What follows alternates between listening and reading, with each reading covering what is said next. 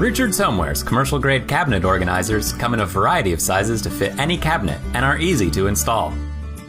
Simply place the provided template in the base of your cabinet and fold along the indented line.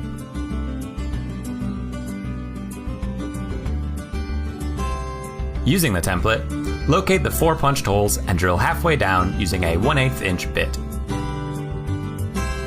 Once the holes are drilled, remove the template, place the glides in the cabinet front to back, and screw them in place.